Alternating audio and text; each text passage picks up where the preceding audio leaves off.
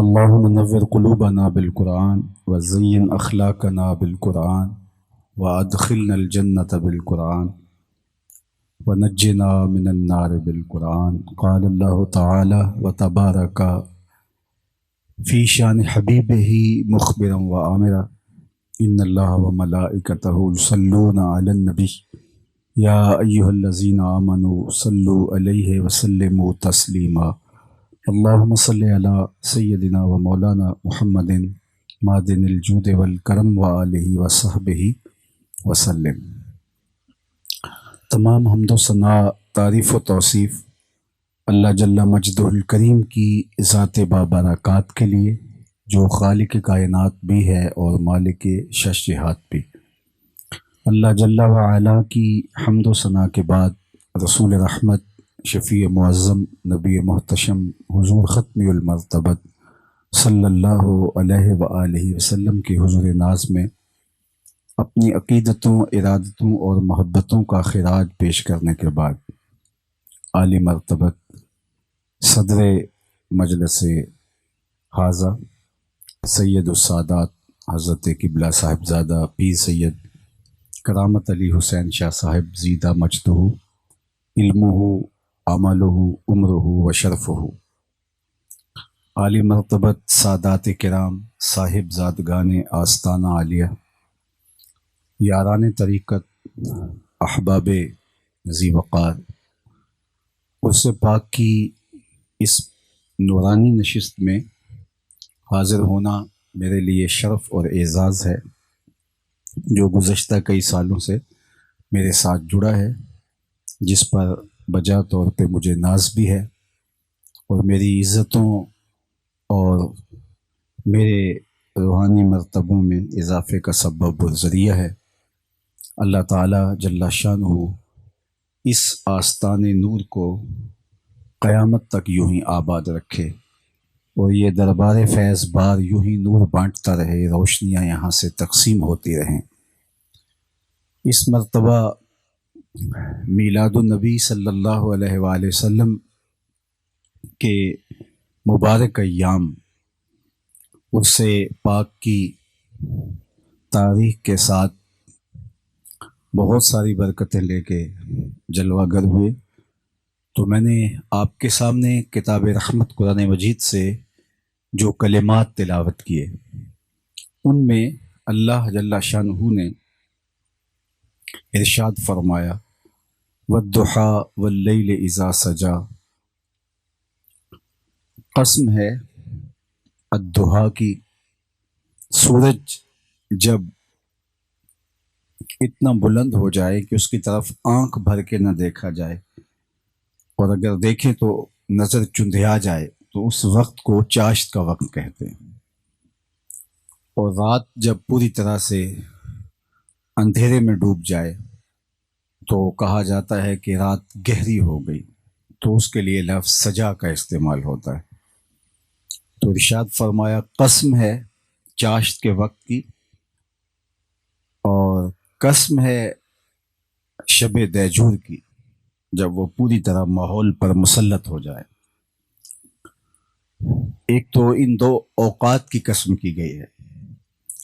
حضرت شاہ عبدالعزیز محدث دہلوی نے اس پر 4 قول فرمائے ہیں. اس میں ایک قول یہ ہے کہ چاشت سے مراد حضور کا چہرہ انور ہے، اور لیل سے مراد حضور کی زلف رحمت ہے. تو گویا مفہوم یہ ہوگا چاشت کے وقت کی قسم، یعنی چاشت کی طرح چمکتے ہوئے محبوب، چاشت کی طرح چمکتے ہوئے تیرے چہرہ نور کی قسم، اور شب دیجور کی طرح تیرے شانوں پہ لٹکتی ہوئی زلفوں کی قسم. اللہ اکبر. تو اللہ نے محبوب کے حسن کی قسم کی ہے. میرے امام نے کیا خوب کہا، جس کا حسن اللہ کو بھی بھا گیا، ایسے پیارے سے محبت کیجیے. یعنی حضور وہ ہنسی ہیں جو خدا کے بھی محبوب ہیں، اور یہ میرے اور آپ کے لیے اعزاز ٹھہرا کہ ہمارا محبوب وہ ہے جو خدا کا بھی محبوب ہے. اپنا معیار زمانے سے جدا رکھتے ہیں، ہم تو محبوب بھی محبوب خدا رکھتے ہیں۔ یہ ہمارا اعزاز، یہ ہماری تکریم، یہ ہمارا فخر، یہ ہماری عزت، یہ ہمارا محبوب وہ ہے، میرے کارواں ہے میرے حجاز اپنا۔ یہ اتنا بڑا اعزاز ہمارا کہ ہمارا محبوب وہ جو خدا کا بھی محبوب ہے، اور میرا رب ہو کے حضور کے حسن کے قصیدے پڑھ رہا ہے، حضور کے حسن کے تذکرے بیان کیے جا رہے ہیں۔ چاشت کی طرح چمکتے ہوئے تیرے چہرہ نور کی قسم، اور سیاہ رات کی طرح محبوب تیری شانوں پہ لٹکتی ہوئی نورانی زلفوں کی قسم۔ آپ کے رب نے آپ کو نہ چھوڑا ہے، اور نہ ہی آپ کے رب نے آپ کو فراموش کیا ہے، بلکہ ہر آنے والا لمحہ گزرے ہوئے لمحے سے آپ کے لیے بہتر ہوگا، اور ہر ساعت آپ کی عظمتوں کے ڈنکے بجاتی ہوئی طلوع ہوگی۔ تو حضور علیہ السلام کا حسن بیان کرنا یہ ہمارے لیے سعادت ہے، اور علماء نے لکھا کہ حضور کے حسن کو بیان کرنے سے آقا کریم علیہ السلام کی محبت دلوں میں پیدا ہوتی ہے، اس لیے صحابہ حضور کے حسن کو بیان کرتے تھے، اور آگے پھر ان کی اولادیں تابعین بھی اس کے قصیدے پڑھا کرتی تھیں۔ اگرچہ حضور کے حسن کو بیان کرنا کسی شخص کے بس میں نہیں کہ وہ کما حقہ بیان کر سکے۔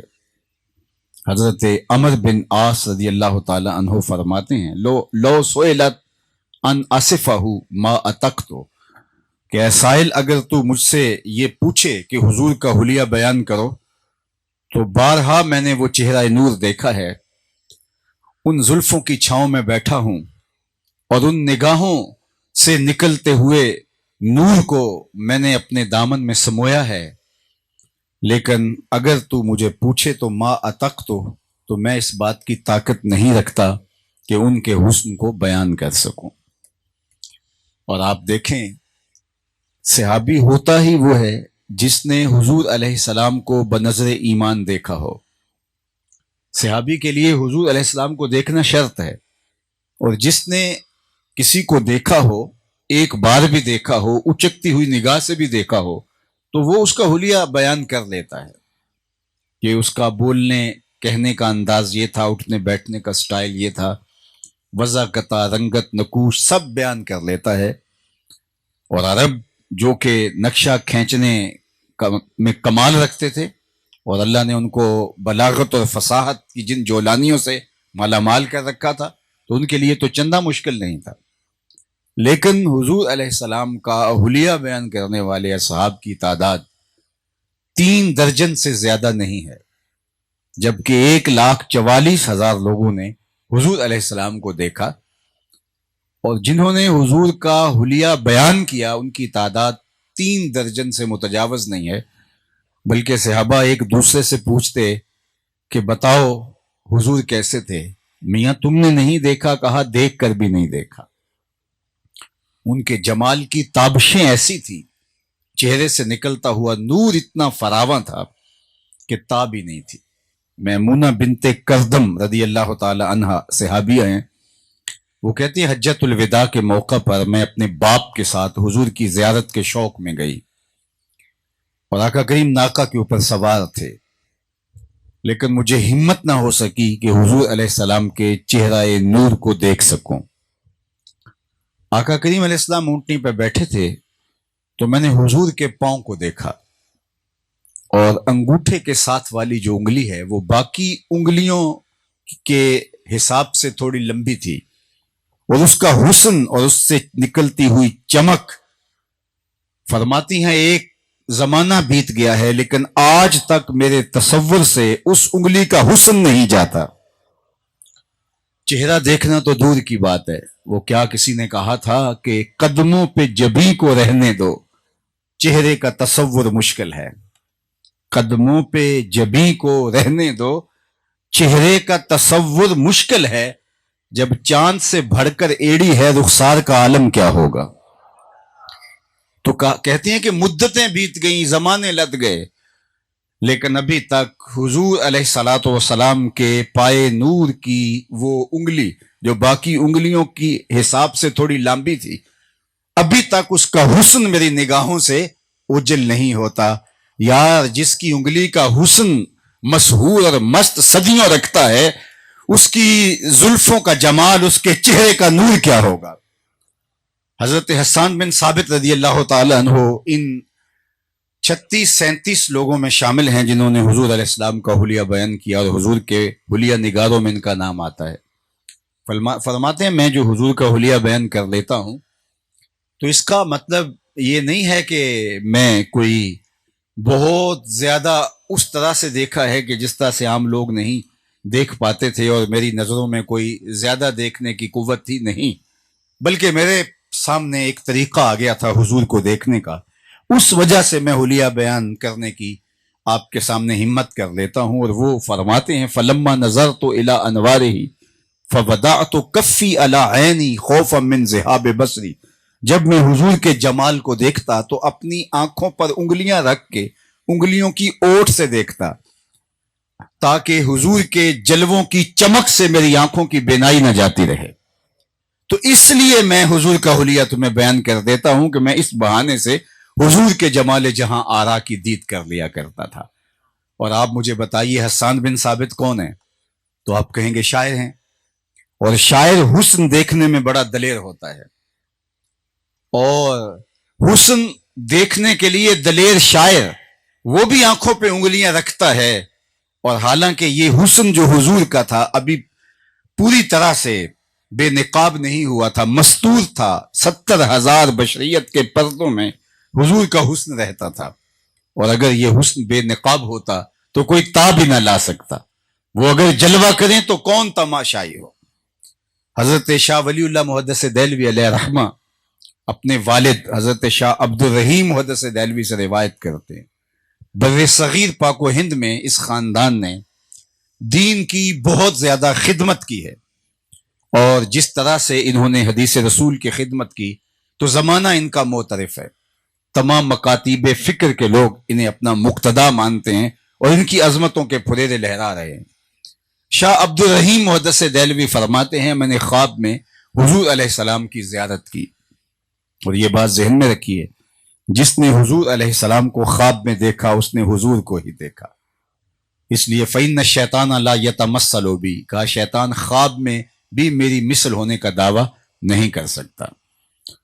تو جو انہوں نے دیکھا، مختلف خواب دیکھے، حضرت شاہ ولی اللہ محدث دہلوی نے ان کو جمع کیا، اور در السمین کے نام سے مارکیٹ میں کتاب موجود ہے، در السمین فی مبشرات النبی الامین، اب تو اردو ترجمے کے ساتھ دستیاب ہے، اس کو آپ دیکھ سکتے ہیں۔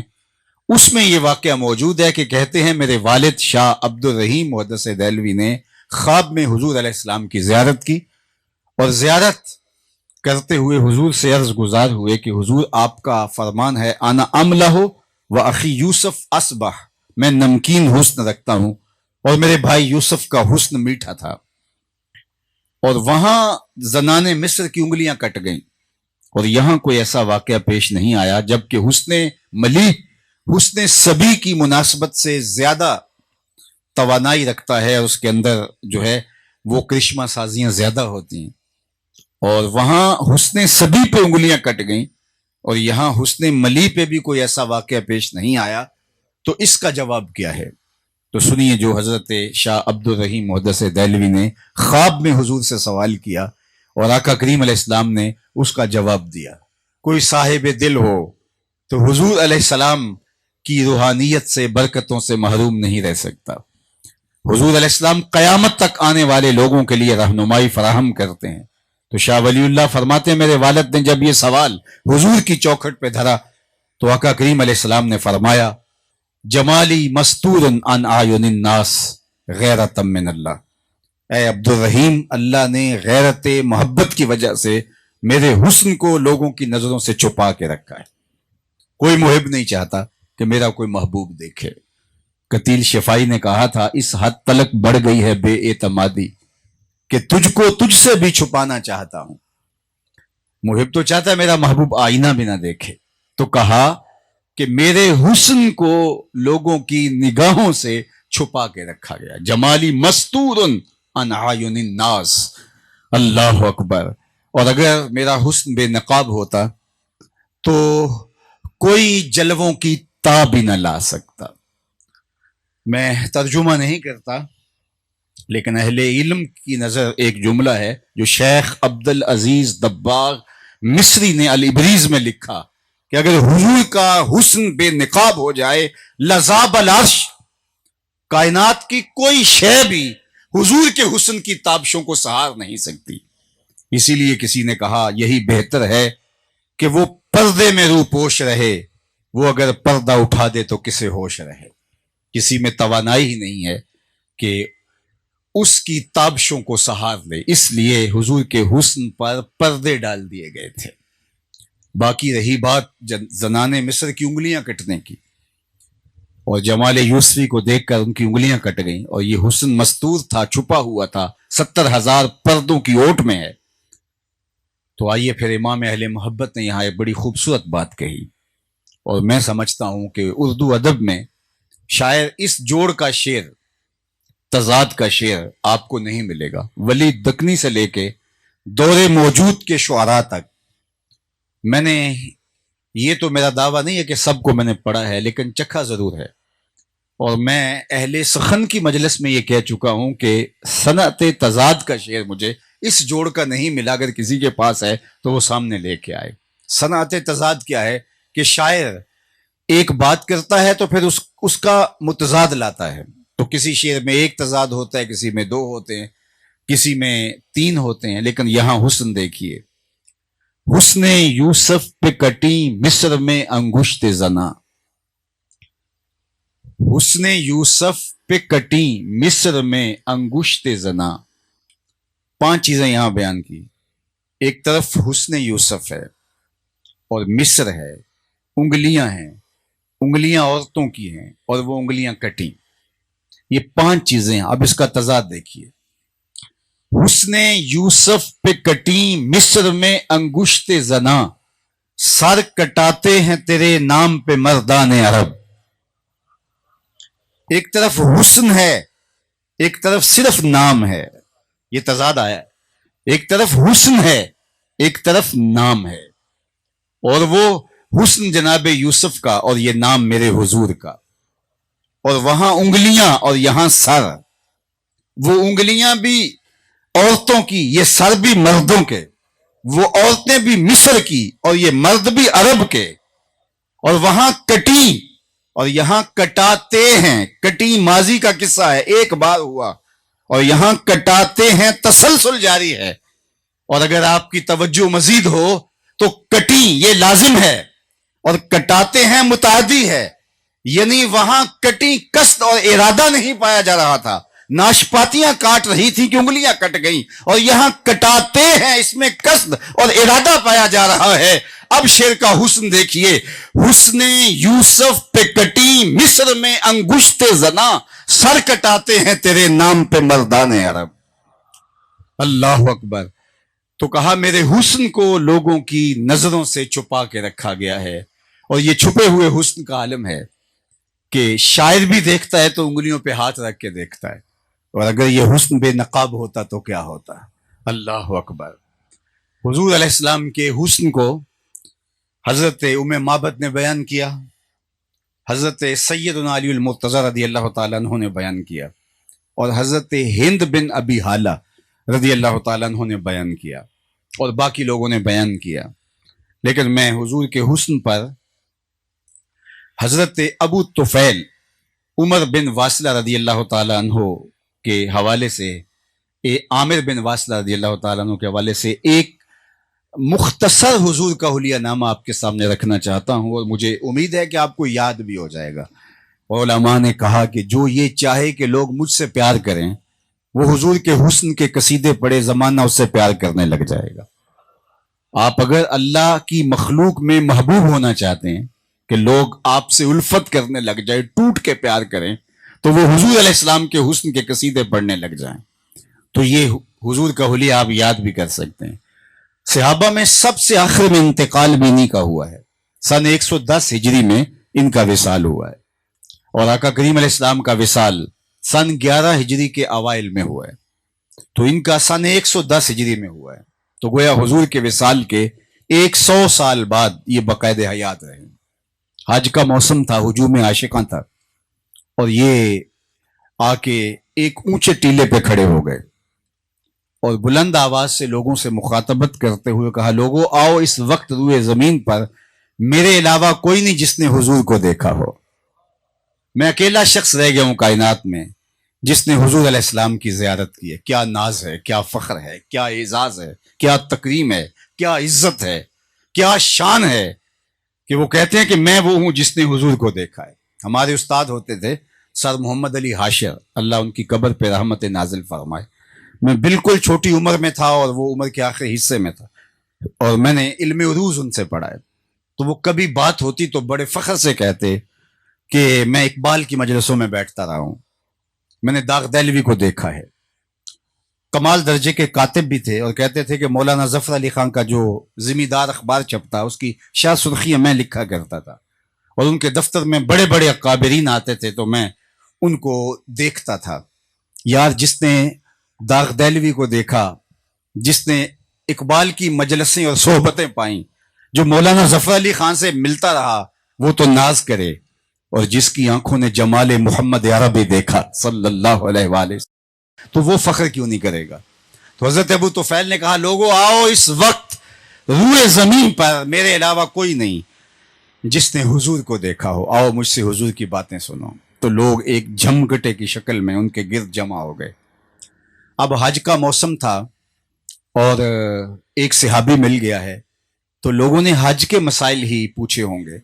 हमारा तजुर्बा है कि हज के दिनों में चूंकि अक्सर लोग पहली बार आए होते हैं, और अगर कोई शख्स हर साल भी आता है तो ये सालाना इबादत है, और हज के बहुत सारे मसाइल हैं। तो कोई आलिमाना वज़ा कता का शख्स मिल जाए तो लोग मसाइल हज ही पूछते हैं।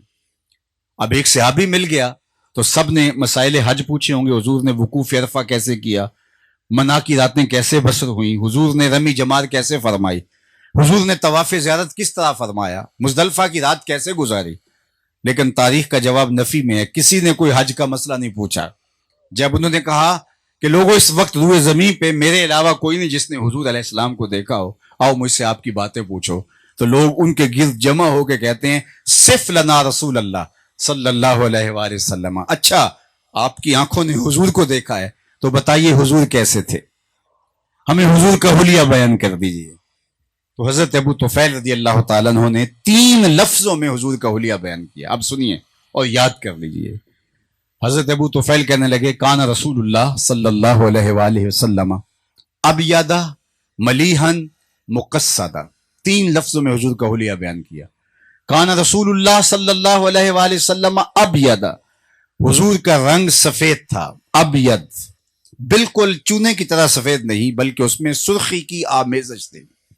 उम्मे माबद ने जो हुजूर का हुलिया बयान किया है, तो उन्होंने हुजूर की रंगत के लिए जो लफ्ज इस्तेमाल किया, उन्होंने कहा, रअयतु रजुलन ज़ाहिरल वज़ात, मैंने ऐसा शख्स देखा कि वो निखरा हुआ था और वो चमकदार उसका रंग था। अनवल लौन के लफ्ज भी हैं हुजूर की रंगत के लिए। आका करीम अलैहिस्सलाम की रंगत के लिए अहसनुल लौन भी है, मुख्तलिफ हुजूर के मुबारक रंग के लिए लफ्ज है। तो ये अबयद का लफ्ज उन्होंने इस्तेमाल किया, इसलिए कि खानदानी तौर पे हुजूर के लिए ये लफ्ज हुजूर के घर में चलता था। जिस तरह दादा पोते का कोई नाम रख लेता है, कोई उर्फी नाम जिससे वो लाड से पुकारता है, निक नेम, तो हुजूर अलैहिस्सलाम का उर्फी नाम हुजूर के दादा ने जो लाड से रखा था वो अबयद था। जब लाड से पुकारते तो कहते या अबयदो, ए गोरे रंग वाले। तो ये अबयद का लफ्ज खानदान में मुस्तामल था। अल्लाह अकबर। हुजूर के चचा जनाब अबू तालिब ने हुजूर का एक तवील कसीदा लिखा है। वो एक वाकया हुआ कि बारिश नहीं हो रही थी और लोग उनके पास गए और कहा, आप औलाद इस्माइल से हैं और बारिश नहीं हो रही, तो आप दुआ कीजिए। तो उन्होंने कहा, तुम सेने हरम में जमा हो और मैं भी आता हूं। तो लोग हरम में जमा हो गए। हुजूर की उम्र उस वक्त 8 साल या 9 साल थी। तो आका करीम अलैहिस्सलाम को उन्होंने साथ लिया और सेने हरम में आए, और आका करीम अलैहिस्सलाम को काबातुल्लाह की दीवार के साथ यूं खड़ा किया कि हुजूर की पुश्त दीवार काबा के साथ मस हो रही थी। اور پھر ایسے ہاتھ اٹھا کے کہا مالک اس گوری رنگت والے کے صدقے سے بارش نازل کر دے۔ کہتے ہیں لوگ ابھی گھروں کو نہیں پہنچے کہ چھم چھمی برسنے لگا۔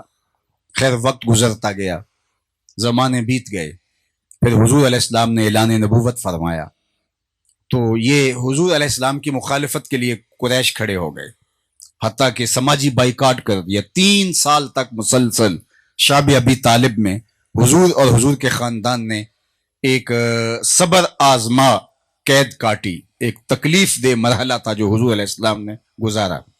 یہ باہر سے غلہ نہیں پہنچنے دیتے تھے، راستے میں خرید لیتے تھے۔ تو اس وقت حضور کے چچا نے ایک قصیدہ لکھا حضور نبی رحمت کی شان میں، اور اس میں اس واقعہ کو یاد دلایا جب بارش نہیں ہو رہی تھی اور حضور کے چہرے کی چمک سے جو ہے وہ میਂہ برسا تھا۔ تو آج ان کو یاد دلایا کہ تم کتنے بد نصیب ہو کہ آج غلہ روکتے ہو، وہ وقت بھول گئے ہو جب اس پیارے مبارک چہرے کی برکت سے بارش نازل ہوئی اور تمہاری قحط سالی ختم ہوئی۔ تو انہوں نے اس میں کہا وَأَبْيَدْ يُسْتَسْقَى الْغَمَامُ بِوَجْهِهِ سِمَالُ الْيَتَامَى عِصْمَةٌ لِلْأَرَامِلِ، کہ آج تم غلہ روک کے بیٹھ کے ہو، وہ زمانہ بھول گئے ہو، یہی وہ گوری رنگت والا میرا بھتیجا ہے جس کے چہرے کو دیکھ کے میंہ برستے تھے۔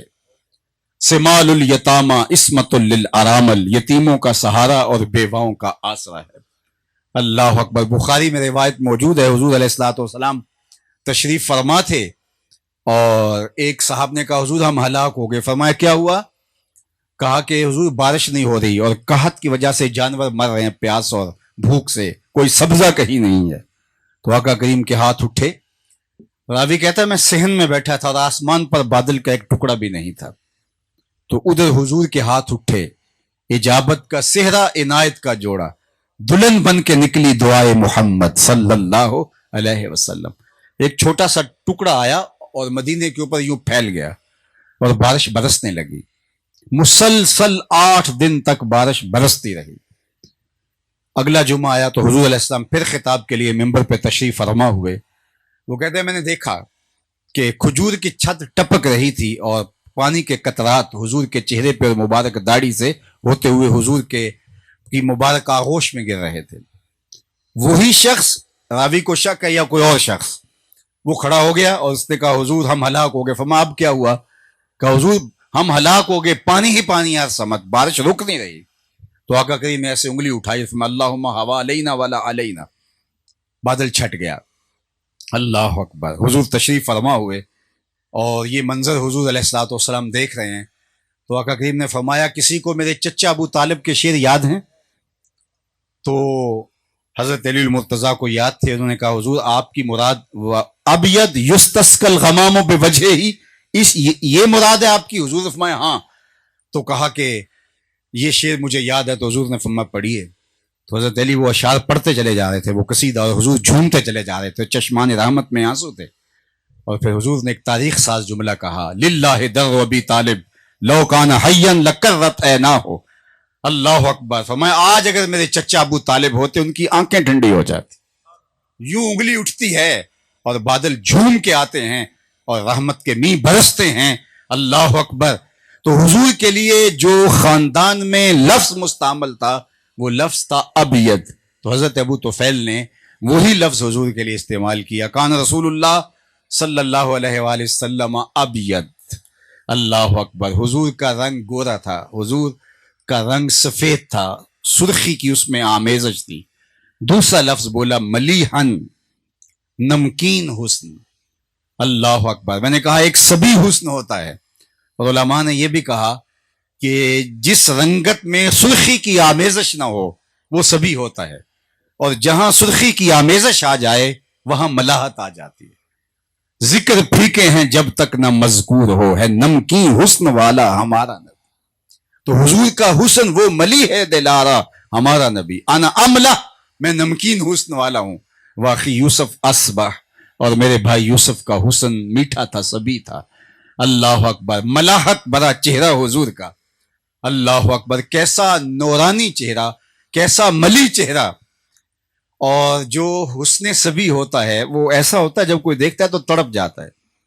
حسن ملی جو ہوتا ہے جب کوئی دیکھتا ہے تو وہ دیکھتا ہی رہ جاتا ہے، محبوب تشریف لے جائیں تو وہ دل پہ ہاتھ رکھ کے کھڑا ہو جاتا ہے، ایسے ہی لگتا ہے دل کی دنیا لٹ گئی، وہ گیا تو دل بھی ساتھ ہی لے گیا۔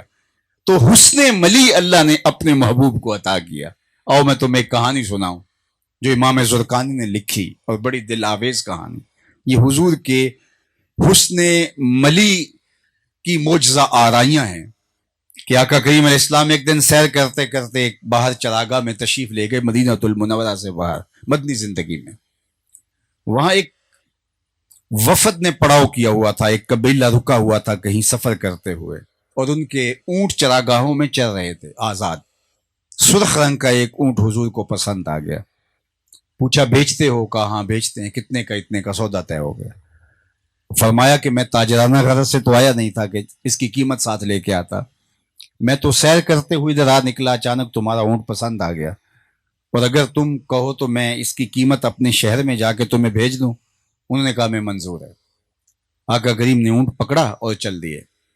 جب تک حضور نظر آتے رہے وہ حضور علیہ السلام کو دیکھتے رہے، جب نگاہوں سے اوجھل ہو گئے تو وہ دل پہ ہاتھ رکھ کے کھڑے ہو گئے۔ تھوڑی دیر بعد سکتے سے باہر آئے اور ایک دوسرے سے کہنے لگے یار وہ شخص آیا اور اپنے حسن کا جادو جگا کے تم سے اونٹ لے گیا، اور تم نے اس کا پتہ بھی نہیں پوچھا کہ وہ کہاں کا رہنے والا ہے، اس کا نام کیا ہے۔ جب کسی کو آپ نقد سودا دیتے ہیں تو اس کا اتا پتہ پوچھنے کی ضرورت نہیں ہوتی، لیکن جب کسی کو ادھار دیتے ہیں تو یا آپ اسے جانتے ہوتے ہیں، یا درمیان میں کوئی ضامن ہوتا ہے، یا پھر وہ کوئی چیز گروی رکھتا ہے۔ کہا ایک شخص آیا ادھار اونٹ لے گیا، تم جانتے نہیں ہو، اس نے کوئی چیز گروی نہیں رکھی، نہ ضامن دیا۔ سب کی عقل پہ پردہ آ گیا، یار کسی نے اس کا نام ہی پوچھ لیا ہوتا۔ ایک بولا یار جب وہ باتیں کرتا تھا منہ سے پھول جھڑتے تھے، اذا تکلم رؤیا کالنور یخرج من بین ثنایا ہو۔ میں تو بس اس کی باتیں ہی سنتا رہ گیا، مجھے تو ہوش نہ رہا کہ نام ہی پوچھ لوں۔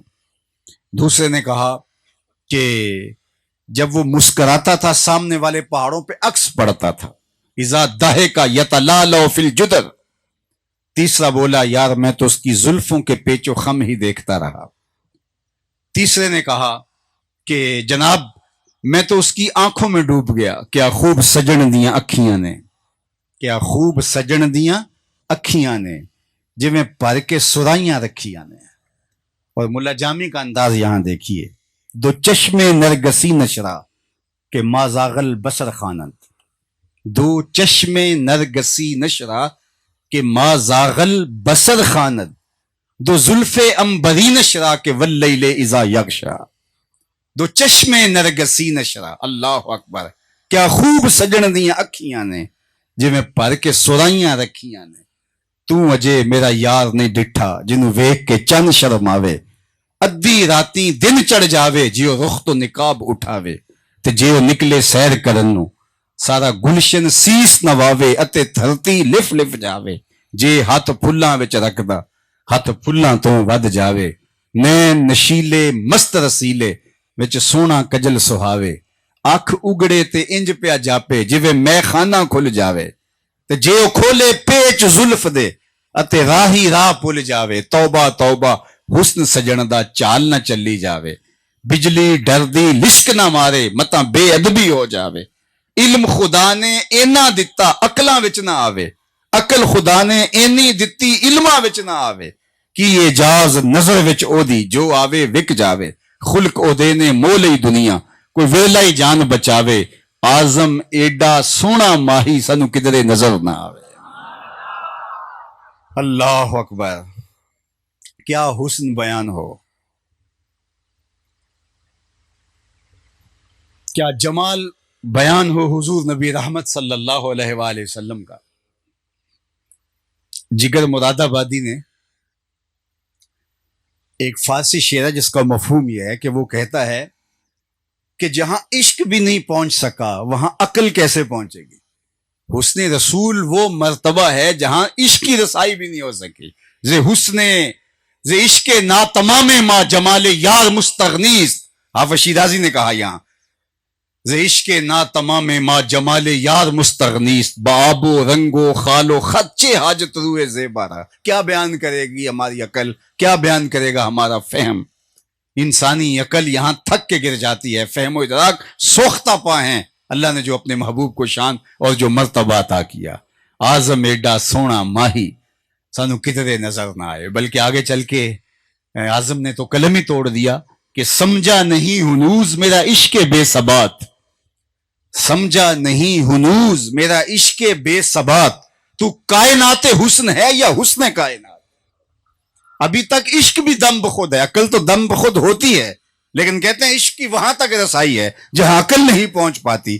لیکن یہاں عشق بھی دم بخود ہے، جہاں عشق بھی سوختہ پا ہے، اس کے بھی پر جلتے ہیں آگے جانے سے. یہ ہے حسن کی کرشمہ سازیاں. اللہ اکبر. اور یہ حسن ابھی چھپا ہوا ہے. اگر یہ بے نقاب ہوتا تو کیا ہوتا؟ وہ اگر جلوہ کریں تو کون تماشائی ہو. کہا یار تم اس کے حسن میں کھو گئے اور وہ اپنے حسن کا جادو جگا کے قیمتی اونٹ ہتھیا کے تم سے لے گیا. کسی ایک کو بھی ہوش نہ رہی کہ پتہ پوچھ لیتے. تو جب انہوں نے کہا نا اونٹ ہتھیا کے لے گیا، تو امام زرقانی نے لکھا ہے کہ قافلے کے سردار کی بیوی جو ہودج میں بیٹھی تھی، اس نے ہودج کا پردہ اٹھایا اور لوگوں سے مخاطب ہو کر کے کہا کہ اگر وہ قیمت دینے نہ آیا تو قیمت مجھ سے لے لینا، لیکن خبردار اس کے خلاف کوئی بات اور بدگمانی کی بات کی. آنا ضامنۃ لسمن جمالکم لا یغدر بکم. خبردار اس کے خلاف کوئی بات کی، میں ضامنہ ہوں، میں ضامنہ ہوں، مجھ سے پیسے لے لینا اگر وہ قیمت نہ بھجواتا ہے. تو لوگوں نے کہا اچھا تو اسے جانتی ہے؟ کہا واللہ میں بھی نہیں جانتی. تو کہا پھر ضمانت کیسے دے رہی ہے؟ کہا جب تم سودا کر رہے تھے خیمے کی اوٹ سے میں نے اس کا چہرہ دیکھ لیا تھا. جس کا اتنا چہرہ سونا ہو وہ جھوٹ بول ہی نہیں سکتا ہے. اب تھوڑے لمحے گزرے تھے کہ کچھ لوگ آئے، انہوں نے کہا ہم حضور کے بھیجے ہوئے ہیں، بتاؤ قافلے والے کون ہیں جن سے ہمارے آقا نے اونٹ خریدا ہے؟ انہوں نے کہا ہم لوگ ہیں. کہا یہ رہی تمہاری قیمت اور یہ حضور نے تمہاری ضیافت کی کھجوریں بھیجی ہیں. انہوں نے کہا قیمت تو بعد میں لیں گے، ہمیں تو لگتا ہے ہم خود بک گئے ہیں، ہمیں بتاؤ وہ پیارا رہتا کہاں ہے؟ تو کہا وہ جو جھنڈ کھجوروں کا دکھائی دے رہا ہے، نخلستان سامنے نظر آ رہا ہے، یہی ڈیرا ہے اس پیارے محبوب کا. اس طارق کے سردار کا نام، اس وفد کے سردار کا نام طارق تھا. وفد طارق اس لیے اس کو کہا جاتا ہے، طارق بن عبداللہ. تو کہتے ہیں یہ سارا قبیلہ جا کے حضور کے قدموں میں بیٹھ گیا اور کہا حضور ہاتھ بڑھائیے، ہم آپ کے غلام بننا چاہتے ہیں، تیری تک کے ادامہ میں مرید ہو گئی. چہرہ ہی اتنا سونا تھا، چہرہ اتنا دل آویز تھا. امام نبہانی نے لکھا ہے جواہر البہار فی فضائل النبی المختار کے اندر، ہر نبی کی علامت نبوت اس کے ہاتھ پر ہوتی تھی. حضور کی علامت نبوت محاذ قلب پر تھی، حضور کی پشت پر چھپا کے رکھی گئی ہے. کہا کیوں؟ اس لیے کہ کوئی آئے اور نبی سے مصافحہ کرے، اس کا ہاتھ نبوت کی مہر سے مماس ہو تو وہ جان لے کہ یہ اللہ کا نبی ہے. غالباً آپ نے جو ہے وہ 17 وجوہات بیان کی ہے، اس میں ایک وجہ یہ بیان کی کہ مہر اس لیے چھپا کے رکھی کہ کوئی آئے اور مہر کو دیکھے پھر مانے. اس کی ضرورت نہیں، چہرہ ہی رب نے ایسا بنا دیا جو دیکھتا پکار اٹھتا یہ اللہ کا رسول ہی ہو سکتا ہے. دیکھنے والے کہا کرتے ہیں اللہ اللہ، یاد آتا ہے خدا دیکھ کے صورت تیری. وہ جمال دیا، وہ خوبصورتی دی، رخ کے آئینے میں مصور سجا ہوا، رخ کے آئینے میں مصور سجا ہوا، ماتھے کی ہر لکیر پہ قرآن لکھا ہوا، آغوش جیسے در کعبہ کھلا ہوا. اب آگے شعر کا حسن دیکھیے، شعر کی اٹھان دیکھیے. ماہتاب ایک پھول ہے قبائے سیاہ کا. ذرا دیکھیے، ماہتاب ایک پھول ہے قبائے سیاہ کا. آفتاب ایک ریزہ ہے ان کی نگاہ کا. آفتاب ریزہ ہے ان کی نگاہ کا، ماہتاب پھول ہے قبائے سیاہ کا. یہ ہے ان کا حسن، یہ ہے ان کا جمال. جہاں بڑے بڑے بے بس دکھائی دیتے ہیں، اور حضرت شاہ ولی اللہ فرماتے ہیں آپ کے مادح کی آخری حد عجز ہے. جب کوئی شخص حضور کی مدح کرنے نکلے تو اس کی آخری حد کیا ہے؟ اس کی آخری حد عجز ہے. وہ کہتا ہے کہ بس میری بس، یہاں آگے میں نہیں جا سکتا. اللہ اکبر.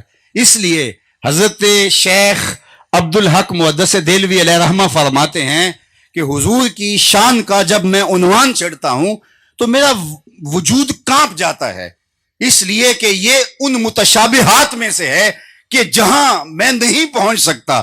لہٰذا جو بھی کہتا ہوں، جو بھی لکھتا ہوں، جو بھی بولتا ہوں، وہ ڈر ڈر کے لکھتا ہوں. حضور کی شان ہمارے فہم و ادراک سے ورا اونچی اور بلند ہے.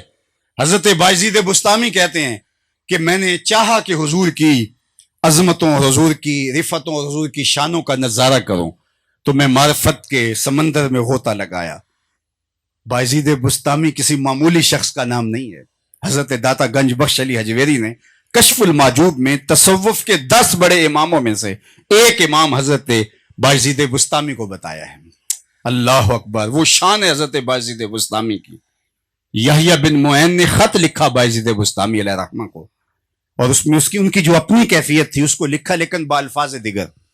اور بزرگوں کا یہ طریقہ ہوتا تھا، اپنی بات بھی بصیغہ غیب کرتے تھے۔ انہوں نے کہا حضرت اس شخص کی کیا شان ہے جس نے معرفت کے سمندر سے ایک جرعہ لیا، ایک گھونٹ پیا، ایسا نشہ چڑھا کہ ابھی تک مستی نہیں اتر رہی۔ تو یہ یحییٰ بن معین کی اپنی کیفیت تھی۔ تو انہوں نے کہا اس شخص کی کیا شان ہے جس نے معرفت کے سمندر سے ایک گھونٹ پیا، ابھی تک مستی میں ہے، ابھی تک نشہ ہی نہیں اتر رہا۔ تو حضرت بایزید بسطامی علیہ الرحمہ نے جو جواب دیا وہ ان کی اپنی کیفیت تھی لیکن بصیغہ غیب۔ کہا میاں تو اس کی بات پوچھتا ہے جس نے معرفت کے سمندر سے ایک گھونٹ پیا، ابھی تک مستی میں ہے، نشہ ہی نہیں اترتا، تو اس کا حال کیوں نہیں پوچھتا جو پورا سمندر پی کے پھر بھی ہوش میں پھر رہا ہے۔ شراب عشق پی کر جو نہ بہکے ظرف اس کا ہے، شراب عشق پی کر جو نہ بہکے ظرف اس کا ہے کہ ایک ایک بوند اس کی رکھتی ہے تاثیر مے خانہ۔ مولا علی قاری علیہ الرحمہ نے لکھا کہ جب حضور احد کے اوپر تشریف لے گئے اور حضور کے تشریف لانے سے وہ جھوم اٹھا تو آقا کریم نے اپنی ایڑی احد کے اوپر ماری، اثبت احد فإنما علیک نبی و صدیق و شہیدان، تو وہاں رک گیا۔ تو یہاں بڑی خوبصورت بات کی حضرت مولا علی قاری نے، کہا کہ وہ وجد میں آ گیا تھا، حضور نے ایڑی مار کے اس کو وجد سے ضبط کی طرف منتقل کیا۔ تو فرمایا اس سے ثابت ہوا اہل وجد سے اہل ضبط افضل ہے۔ جو اہل ضبط کو مقام حاصل ہے وہ مقام ہے۔ پی کے بہک جانا یہ بھی چلو کسی کا مقصوم ہے، میں اس کا انکار نہیں کرتا، نقش بندیوں کے مجمع کے اندر یہ بات میں کر رہا ہوں، اور میری اتنی بات یہ آپ کے لیے کافی ہے کہ شراب عشق پی کر جو نہ بہکے ظرف اس کا ہے کہ ایک ایک بوند اس کی رکھتی ہے تاثیر مے خانہ۔ تو بایزید بسطامی کسی معمولی شخص کا نام نہیں ہے۔ اللہ اکبر، کامل بستام از تقلید فرد، اقبال نے خراج پیش کرتے ہوئے کہا کامل بستام از تقلید فرد، اجتناب از خوردن خربوزہ کر۔ ساری زندگی خربوزہ نہیں کھایا، کہ حضور سے خربوزہ کھانا تو ثابت ہے لیکن یہ طریقہ معلوم نہیں ہے کاٹ کے کھایا یا توڑ کے کھایا، کہیں سنت کی مخالفت نہ ہو جائے، اس احتیاط سے خربوزہ ہی نہیں کھایا۔ یہ ہے اتباع سنت کا جذبہ۔ 12 سال کے سفر سے طیفور سے بستام سے مکہ المکرمہ پہنچتے ہیں۔ یہ سفر تو اتنا لمبا نہیں ہے لیکن ہر قدم پہ 2 رکعت پڑھتے ہیں، اور 12 سال لگے۔ اور 12 سال کے بعد جب کعبۃ اللہ کے سامنے گئے اور کعبۃ اللہ کی جلوہ سامانیاں اور اس کے نظارے دیکھے تو بایزید بسطامی نے نگاہ نیچی کر لی۔ تو کسی نے کہا ذرا اتنے شوق فراواں سے چل چل کے آئے اور کعبہ سامنے ہے اور آپ نظر جھکا لی؟ کہا یہ پتھر ہی دیکھنے تھے تو بستان میں تھوڑے تھے، اتنا لمبا سفر کر کے میں یہ پتھر دیکھنے تھوڑا آیا ہوں۔ تو پھر دوسری نظر اٹھی، کعبہ بھی دیکھا، کعبے والا بھی دیکھا، لیکن بایزید بسطامی نے پھر نگاہ نیچی کر لی۔ تو کہا حضرت اب کیا مسئلہ ہے؟ کہا جب وہ نظر آتا ہے درمیان میں 7 پتھر کیوں نظر آتے ہیں؟ تو تیسری نظر اٹھائی، جدھر دیکھا اسی کے جلوے نظر آئے۔ یہ ہیں بایزید بسطامی علیہ رحمہ۔ وہ فرماتے ہیں معرفت کے سمندر میں غوطہ لگایا، اور جہاں میری منتہائی پرواز تھی اور حضور کا بھی نقطۂ آغاز تھا، جہاں میں ختم ہو رہا تھا حضور ابھی شروع ہو رہے تھے، فائزہ بینی و بینہا الف حجاب من نور، میرے نقطۂ انجام اور حضور کے نقطۂ آغاز کے درمیان 1000 نور کے پردے آئے۔ لو دنو تو خط وطن لہ ترک تو، اگر میں ایک بال بھی آگے بڑھتا تو جل کے راکھ ہو جاتا۔ یار جس نبی کے قدم اتنے اونچے ہیں سر کتنا اونچا ہوگا؟ کوئی حد ہے ان کے عروج کی؟ بلغ العلا بکمالہ۔ ہمارے درس نظامی میں ایک کتاب ہے داخل نصاب ہے، وہ شرح عقائد نصفیہ، اس کی تشریح علامہ عبدالعزیز پرہاروی علیہ الرحمہ نے النبراس کے نام سے لکھی ہے۔ وہاں حضرت ابو الحسن رفاعی کا قول نقل کرتے ہیں کہ حضرت ابو الحسن رفاعی کہتے ہیں کہ میں نے روحانی طور پہ پرواز کی، اور اس میں کوئی اختلاف نہیں ہے کہ روح پرواز کر سکتی ہے۔ اگر میری روح زنگ تو میں پاک لوگوں کی روحوں سے اس کا موازنہ نہ کروں۔ روحیں بہت بلند پرواز کر لیتی ہے، وہ کہتے ہیں میں نے روحانی پرواز کی، حتیٰ ساعت تو فی الفوقانیات، یہاں تک کہ میں بہت اونچا چلا گیا، حتیٰ کہ 7 لاکھ عرش عبور کر گیا۔ عرش عالم امر اور عالم امکان کے درمیان عالم برزخ ہے، پردہ ہے۔ اللہ تعالیٰ جب کوئی تجلی نازل کرتا ہے پہلے عرش پہ ڈالتا ہے، وہاں سے چھن کے یہاں آتی ہے، ڈائریکٹ آئے کوئی تاب بھی نہ لا سکے۔ اللہ اکبر۔ تو ایک عرش نہیں کئی عرش ہیں، کہتے ہیں 7 لاکھ عرش عبور کر گیا۔ آواز آئی کہ ابو الحسن رفاعی کدھر آ رہے ہو؟ تو میں نے کہا مالک معراج کی شب جس عرش کی چھاتی پہ محبوب کے قدم آئے تھے میں اس کی تلاش میں نکلا ہوں۔ نہ سفر بشرط معال ہے، پروفیسر اقبال عظیم، ذرا لہجہ دیکھیے، نہ سفر بشرط معال ہے، نہ طلب بقید سوال ہے، فقط ایک سیری ذوق کو میں بھٹک رہا ہوں کہاں کہاں، میرے دل کی یہ خلوتیں کئی بار سج کے اجڑ گئیں، مجھے بارہا یہ گماں ہوا تم آ رہے ہو کشاں کشاں۔ کہا میں تو اس عرش کی تلاش میں ہوں۔ آواز آئی ارجع لا وصول لک، ابو الحسن رفاعی پلٹ جاؤ، تم کروڑوں سال بھی پرواز کرو، جس عرش کی چھاتی پہ محبوب کے قدم آئے وہاں تمہارا تصور بھی نہیں پہنچ سکتا۔ اسی کی ظہوری نالے ساڈا کی بیان ہے، وہ دیاں تے صفتاں دا نات خاں قرآن ہے، سورتاں سپارے رنگ نبی دے جمال دا، لب کے لے آواں کتھوں سونا تیرے نال دا، ساری زندگی بھی لگا دے۔ پہلے تو ہمارا عشق وہ بقول شیرازی کہ عشق نا تمام ما جمال یار مستغنیست، بآب و رنگ و خال و خرچ حاجت روئے زیبارا، لیکن جب ہمارے بس کا روگ ہی نہیں ہے تو پھر ہم کیوں اس عنوان کو چھیڑ کے بیٹھ جاتے ہیں؟ تو یہ ہماری محبت کا تقاضا ہے، اور میں اس کو سادی کے لہجے میں آپ کے سامنے رکھنا چاہوں گا۔ نہ حسنش غایت دارت نہ سادی را سخن پایا، نہ حسنش غایت دارت نہ سادی را سخن پایا۔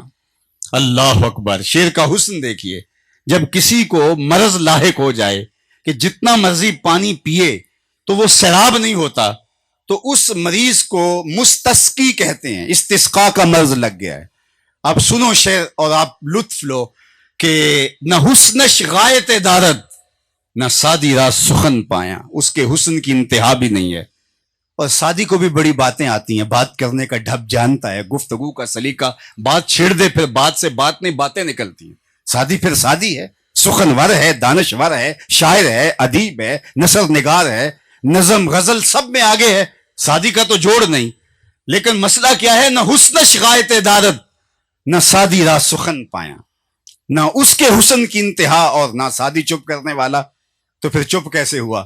اب سنو، نہ حسنش غایت دارت نہ سادی را سخن پایا، بمیرت تشنا مستسقی و دریا ہم چنا باقی۔ استسقاء کے مرض والا پانی پی پی کے دریا کنارے مر گیا، دریا اسی طرح بہ رہا ہے۔ کتنے آئے، بوسیری آئے، رومی آئے، جامی آئے، احمد رضا آئے، مہر علی آئے، کتنے لوگ آئے، کعب بن زہیر، حضرت حسان بن ثابت، حضرت عبداللہ ابن رواحہ، قدسی، جامی، کتنے لوگ تھے، اور وہ کہاں سے شروع ہوئے؟ حضور کے حسن کے قصیدے پڑھنے لگے۔ کسی نے کہا وَأَحْسَنُ مِنْكَ لَمْ تَرَ قَطُّ عَيْنِي وَأَكْمَلُ مِنْكَ لَمْ تَلِدِ النِّسَاءُ خُلِقْتَ مُبَرًّا مِنْ كُلِّ عَيْبٍ كَأَنَّكَ قَدْ خُلِقْتَ كَمَا تَشَاءُ۔ اللہ اکبر۔ کوئی بولا کہ دو چشم نرگسی نشرا کہ ما زاغ البصر خاند، دو زلف عنبری نشرا کہ واللیل اذا یغشا۔ بریلی سے آواز آنے لگی، بلبل نے گل ان کو کہا، کمری نے سروے جاں فضا، حیرت نے جھنجھلا کر کہا یہ بھی نہیں وہ بھی نہیں، خورشید تھا کس زور پر، کیا بھڑ کے چمکا تھا کمر، بے پردہ جب وہ رخ ہوا یہ بھی نہیں وہ بھی نہیں۔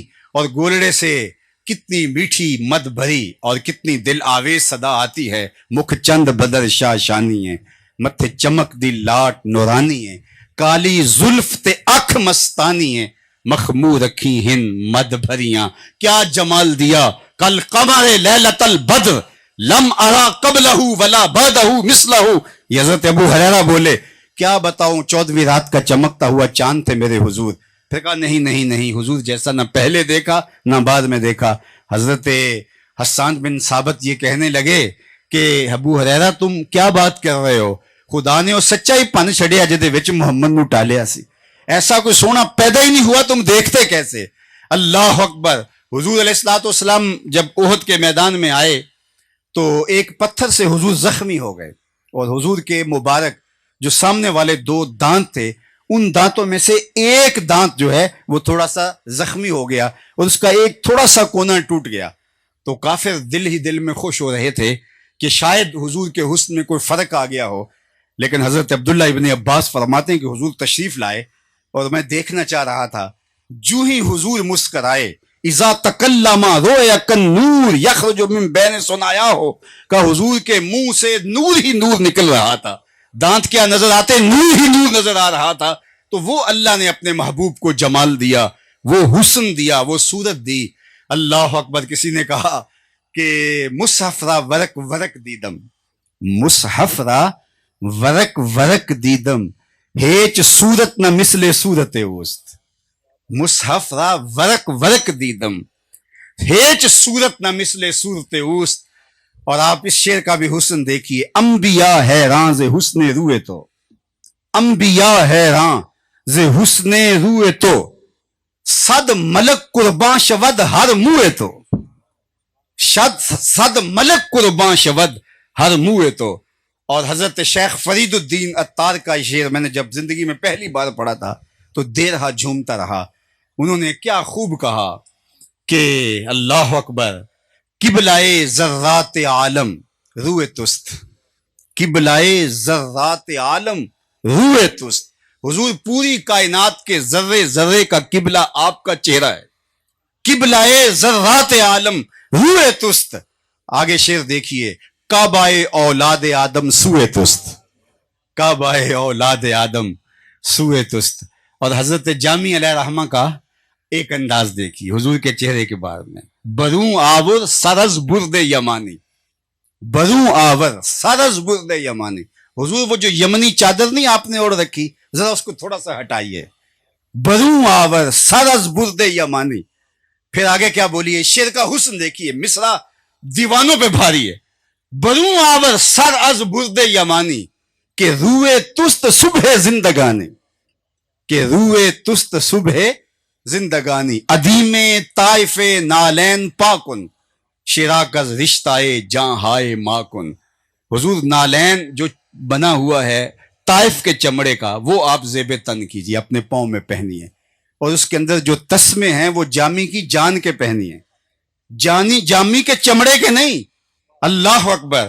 ادیم طائف نالین پاکن، شراک از رشتہ ہائے جائے جانے ماکن، چے باشد گر کنی سوئم نگاہے۔ حضور ایک نظر ہو جائے تو کیا ہوگا، ہمیشہ گر نہ باشد گاہے گاہے۔ حضور ہمیشہ نہیں تو کبھی کبھی ہی نگاہ ڈال دیا کریں۔ اور اقبال بولا، گرد تو گردد حریم کائنات، از تو خواہم یک نگاہ التفات، شش جہت روشن، شش جہت روشن ز تاب حسن تو، اللہ ترک کو تاجی کو عرب ہندوئے تو۔ اللہ اکبر۔ وہ حسن اللہ نے محبوب کو عطا کیا، لکھاں آئے لوک زمانے تے، محبوب خدا جیا کوئی نہیں، لکھاں سونے بن بن بندے نے، او دی خاک پا جیا کوئی نہیں۔ غالب جو کہ حسن کو بیان کرنے میں مہارت رکھتا تھا، وہ کہتا تھا جو نقشہ میں کھینچتا ہوں حسن کا وہ تو میں ہی کھینچتا ہوں، لیکن وہ قلم پھینک کے بولا، غالب ثنائے خواجہ بیزداں گزاشتیم، کہاں ذات پاک مرتبہ دان محمد است۔ غالب یہاں میری بس ہو گئی ہے، جب میں جانتا نہیں تو بیان کیسے کر سکتا ہوں، لہٰذا حضور کی ثنا کو اللہ ہی بیان کر سکتا ہے۔ تو اللہ نے کیا کہا، والضحیٰ واللیل اذا سجا، چاشت کی طرح چمکتے ہوئے چہرہ نور کی قسم، اور شب تہجد کی طرح شانوں پہ لٹکتی ہوئی زلفوں کی قسم۔ آپ کے رب نے آپ کو نہیں چھوڑا۔ میں ایک جملہ کہہ کے چھوڑ دیتا ہوں اور آپ اس کا لطف لیں گے۔ کافروں نے کہا تھا نا کہ محمد نے رب کو چھوڑ دیا ہے، رب نے اب محمد صلی اللہ علیہ وسلم کو چھوڑ دیا ہے، تو اللہ نے کہا کہ نہیں چھوڑا، یہ ویسے بات کر رہے ہیں، نہیں چھوڑا۔ ما ودعک ربک وما قلی، نہیں چھوڑا۔ اچھا، قسم اور جواب قسم میں تعلق ہوتا ہے، جو قسم ہوتی ہے اس کا جواب قسم کے ساتھ مناسبت ہوتی ہے نا، مناسبت نہیں ہے تو پھر مناسبت ہی تو حسن ہے، مناسبت ہی تو جمال ہے۔ اب غسل کو ذرا شعر دیکھیے، اب غسل کو صحبائے کہن لے آؤ، اب غسل کو صحبائے کہن لے آؤ، کافور نہیں خاک چمن لے آؤ۔ اب غسل کو صحبائے کہن لے آؤ، اب غسل کو صحبائے کہن لے آؤ، کافور نہیں خاک چمن لے آؤ۔ میں خانے میں کسی رند نے دم توڑا ہے، انگور کے پتوں کا کفن لے آؤ۔ یار تو مرنے والا رند ہے نا، تو اس کو کفن بھی تو مناسبت سے چاہیے نا، اس کا غسل بھی تو صحبائے کہن سے چاہیے نا، اس کو کافور نہیں چاہیے، خاک چمن چاہیے، تو مناسبت ہی تو ہوتی ہے نا۔ اب میں اس پہ زیادہ بات نہیں کرتا، اب شعر کا حسن لطف لے لیجئے۔ کافروں نے کیا تانا دیا تھا؟ آپ کے رب نے آپ کو چھوڑ دیا، تو اللہ تعالیٰ نے جو قسمیں فرمائی دو اس پر علماء نے بہت کچھ کہا، اس سے یہ مراد ہے، یہ مراد، لیکن شاہ عبدالعزیز فرماتے ہیں اس سے دہا سے مراد چہرہ اور لیل سے مراد زلفیں، تو اب مناسبت دیکھیے، انہوں نے کہا چھوڑا ہے۔ رب نے کہا چاش کی طرح چمکتے والے چہرے والے، شب دہجور کی طرح لٹکتی ہوئی نورانی زلفوں والے سونے، کوئی سونوں کو بھی چھوڑتا ہے؟ ما ودعک ربک وما کلا، ذرا اس قسم کو اور جواب قسم کو جوڑی آپس میں، تو اس کا یہی معنی بنتا ہے چاش کی طرح تیرے چمکتے ہوئے چہرے کی قسم، شب دہجور کی طرح تیرے شانوں پہ لٹکتی ہوئی زلفوں کی قسم، تیرے رب نے تجھے نہیں چھوڑا۔ سونے بلا کوئی سونوں کو بھی چھوڑتا ہے، اور تیرا حسن تو وہ ہے جو اللہ کو بھی بھا گیا ہے۔ اللہ حضور کے حسن کی خیرات ہم سب کو نصیب فرمائے، اور اس آستانہ نور کو اپنی خاص امان حفاظتوں کے حصار میں رکھے۔ کار ما آخر شدو آخر زما کار نشد، مشت خاک ما غبار کوچائے یار نشد۔ دل کے ارمانہ پورے ہوئے تھے ابھی، یہ غضب ہو گیا کہ سحر ہو گئی، ان کی زلفیں جدھر بھی بکھرتی گئیں، گیت گاتی ہوئی شب ادھر ہو گئی۔ ان کی آنکھوں میں ایسا نشہ تھا فراز، جس نے دیکھا وہی لڑ کھڑاتا گیا، اس طرف ہی بہاروں کے رخ پھر گئے جس طرف کے نشیلی نظر ہو گئی۔ چاند گہنا گیا، مہر شرما گیا، حسن ہر ایک شے کا سوا ہو گیا، ان کے آنے کا یار و مزہ آ گیا، پوری دنیا ہی شیر و شکر ہو گئی۔ کن کی کنجی ہے جس کی زباں وہ نبی، جس کی قرآن ہے داستاں وہ نبی، ان کی نظروں کی وسعت کی کیا بات ہے، جب بنی ہم پہ ان کو خبر ہو گئی۔ وآخر دعوانا